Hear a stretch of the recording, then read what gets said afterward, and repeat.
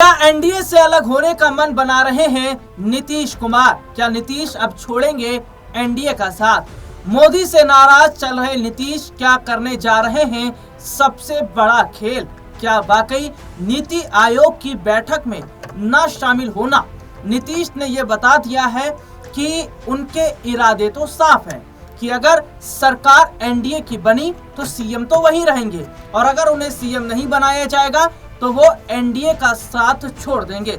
नीतीश कुमार इस वक्त दिल्ली में मौजूद हैं और हाल ही में वो दिल्ली भी आए, और सबसे बड़ी बात क्या है कि नीतीश कुमार नीति आयोग की बैठक में शामिल नहीं होते हैं। इस नीति आयोग की बैठक में कई ऐसे चेहरे हैं जो शामिल नहीं हुए, लेकिन कुछ चेहरे ऐसे हैं जो शामिल होते हैं। विपक्ष के कई बड़े चेहरे हैं जो शामिल होते हैं, जिनके साथ प्रधानमंत्री नरेंद्र मोदी मुलाकात भी करते हैं, उनसे बातचीत होती है, उनके साथ चाय कॉफी भी वो पीते नजर आते हैं।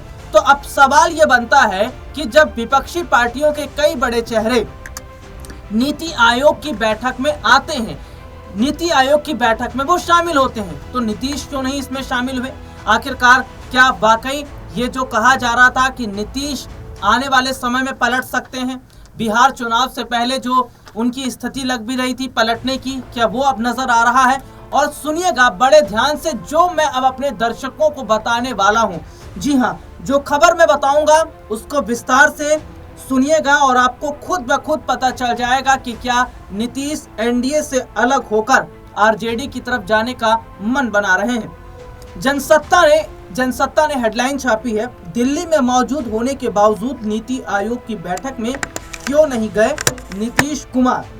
दिल्ली में शनिवार को नीति आयोग की गवर्निंग काउंसिल की 10वीं बैठक हुई। हालांकि इस बैठक में अधिकतर राज्यों के मुख्यमंत्री शामिल हुए, लेकिन एनडीए के ही सहयोगी और बिहार के मुख्यमंत्री नीतीश कुमार इस बैठक में नहीं शामिल हुए। इसके बाद चर्चाओं का बाजार गर्म हो गया। बिहार की मुख्य विपक्षी पार्टी आरजेडी भी इसको लेकर उन्हें घेर रही है। तो यहाँ पर क्या देखा गया, आरजेडी भी ये कह रही है कि जब आप दिल्ली में मौजूद हैं और बहुत बड़ा चेहरा नीतीश कुमार, एनडीए का एक बड़ा हिस्सा नीतीश कुमार, लेकिन उसके बावजूद उनका ना आना ये सवाल तो खड़ा करता है। हालांकि इस पूरे मामले पर नीतीश कुमार का बयान भी सामने आ गया। नीतीश कुमार ने नीति आयोग की बैठक में शामिल ना होने पर कहा, मैं नीति आयोग की बैठक के लिए दिल्ली नहीं आया था, बल्कि पीएम और एनडीए के मुख्यमंत्रियों की बैठक में हिस्सा लेने के लिए दिल्ली आया हूँ। बैठक का समय थोड़ा बढ़ा दिया गया है और उसमें हिस्सा लेंगे।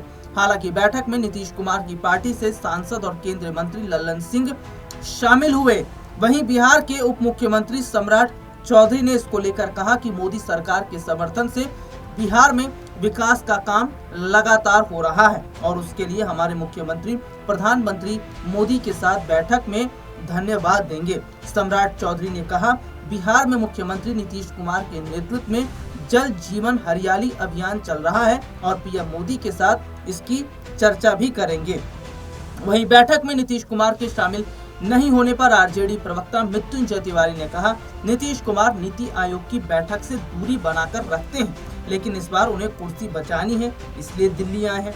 बता दें, पीएम मोदी 25 मई को एनडीए शासित राज्यों के मुख्यमंत्रियों और उप मुख्यमंत्रियों के जो साथ है वो जो बैठक है वो बैठक उन्होंने की है। इस बैठक में उज्ज्वला योजना, जल जीवन mission, PM Awas Yojana, digital India और स्किल इंडिया जैसी योजनाओं की प्रगति पर चर्चा हुई है।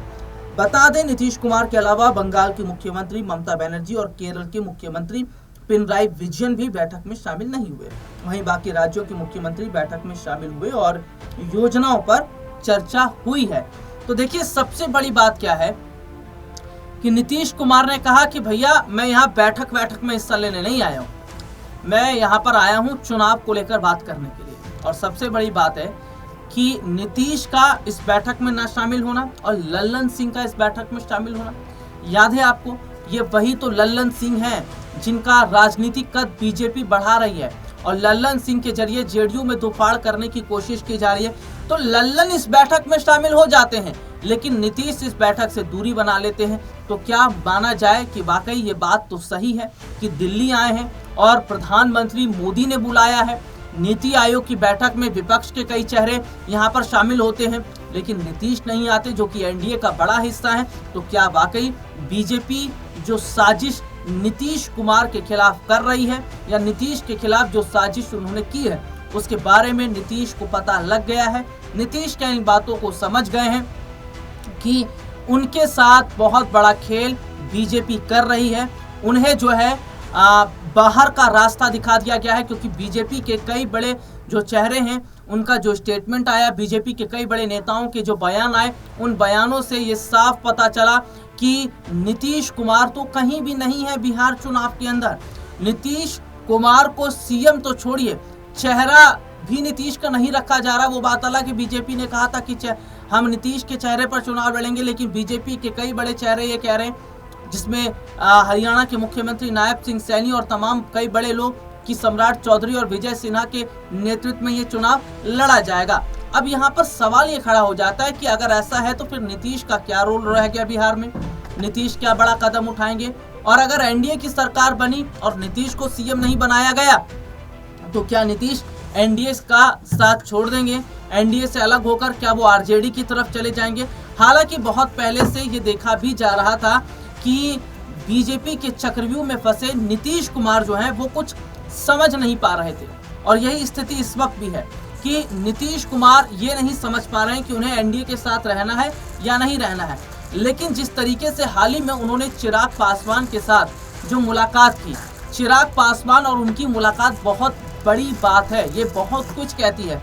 जो मुलाकात चिराग और नीतीश की हुई है इसमें बीजेपी का कोई बड़ा नेता नहीं शामिल था, कोई बड़ा बीजेपी का लीडर नहीं था उसके अंदर। और सबसे बड़ी बात है कि जब बातचीत होती है तो उसके बाद पत्रकारों के सवालों का जवाब चिराग नहीं देते हैं। ये वही चिराग हैं जो अक्सर एनडीए के खिलाफ रहे हैं, जो अक्सर नीतीश के खिलाफ रहे, अक्सर मोदी सरकार पर निशाना साधते रहे। लेकिन हाल फिलहाल से अगर देखा जाए तो चिराग पासवान और नीतीश कुमार के बीच नजदीकियां बढ़ने लगी। मैं अभी वही बोल रहा था कि जिस तरीके से बिहार को विशेष राज्य का दर्जा दिलाने की बात हो, या ये कहा जाए कि बिहार में जिस तरीके से लॉ एंड ऑर्डर पूरी तरीके से विफल है, बिहार में हालात जिस तरीके से ठीक नहीं है, बेरोजगारी है, बीपीएससी जैसा मुद्दा है, परीक्षा लीक जैसे मामले, तमाम ऐसे मुद्दे जिन पर नीतीश को घेरा है जो है चिराग पासवान ने। और 2020 के वक्त की अगर हम बात करें, 2020 के समय में किस तरीके से अलग हटकर ये चुनाव लड़ते हैं और नीतीश को नुकसान पहुंचा देते हैं। लेकिन अब बीते कुछ दिनों पहले से नीतीश और चिराग एक साथ जिस तरीके से मिल रहे हैं, मुलाकातें उनकी हो रही हैं। इफ्तार पार्टी का आयोजन जब हुआ तो चिराग ने जब किया उसमें नीतीश आए, ये हर किसी के लिए चर्चा का विषय था। आश्चर्यचकित थे कि जो नीतीश और चिराग जिनके बीच 36 का आंकड़ा है, आखिरकार उनके बीच इतने मधुर संबंध कैसे हैं। तो क्या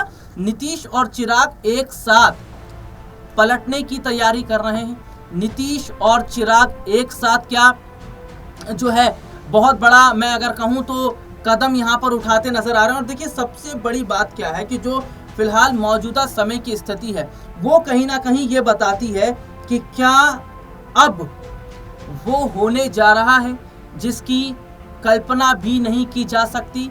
क्या एनडीए को छोड़ने की तैयारी कर रहे हैं नीतीश कुमार? क्योंकि देखिए नीतीश कुमार की पार्टी है क्षेत्रीय पार्टी, और इसको इस तरीके से भी समझिएगा कि बीजेपी तो इस बात को जानती है कि उसे ना तो मुसलमान वोट मिलना है, ना ही जो है उसको मुसलमानों से कोई फायदा होगा। इसलिए देखिए क्या हुआ, वक्फ बिल लोकसभा राज्यसभा से पास हुआ, और हम क्या देखते हैं, वक्फ बिल का समर्थन नीतीश ने किया। तो मुसलमान वोट बैंक जो पहले नीतीश को मिल रहा था वो कहीं ना कहीं छटकता नजर आया। ठीक है, इसके बाद हम देखते हैं कि दलितों का अपमान भारतीय जनता पार्टी करती है, उस पर नीतीश कुमार चुप रहते हैं। तो ऐसे में कुल मिलाकर देखा जाए तो खुद अपने पैर पर कुल्हाड़ी यहाँ नीतीश मारते चले आए, बीजेपी अपना वोट बैंक बढ़ाती चली गई। और यहाँ पर अब देखा जा रहा है कि जो नीतीश कुमार की पार्टी जेडीयू, जो बिहार में जिसका दबदबा था, और जो जेडीयू नंबर 1 पार्टी थी, वो आज कहीं ना कहीं गुम हो गई है।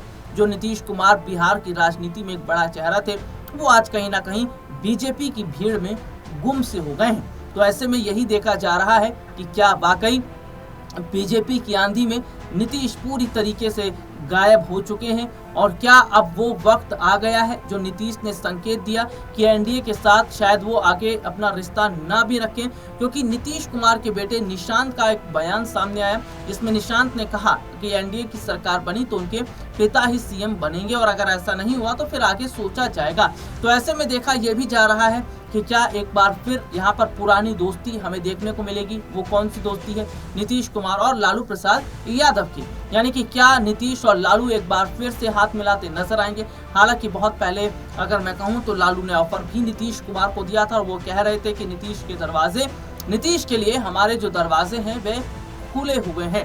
तो अगर अब आरजेडी की तरफ जाते हैं नीतीश कुमार तो क्या अपनी पार्टी भी बचा लेंगे, वोट बैंक भी बचा लेंगे? और सबसे बड़ा सवाल है कि नीतीश के बेटे निशांत जो अभी राजनीति में आए भी नहीं है और निशांत को लॉन्च भी करना है, तो ऐसे में देखा जा रहा है कि बहुत सारी जिम्मेदारियां नीतीश कुमार पर हैं। लेकिन ये कहा जा रहा है कि बीजेपी के साथ रहेंगे तो दलदल में फंसते चले जाएंगे, उनकी पार्टी जेडीयू का बुरा हाल होता चला जाएगा। लेकिन क्या अब सोच विचार कर नीतीश कदम उठा रहे हैं? क्योंकि नीति आयोग की बैठक में शामिल ना होना और चिराग और नीतीश के बीच एक अलग बॉन्डिंग का होना ये बताता है कि क्या नीतीश और चिराग एक साथ एनडीए से अलग होकर बड़ा कदम उठा सकते हैं।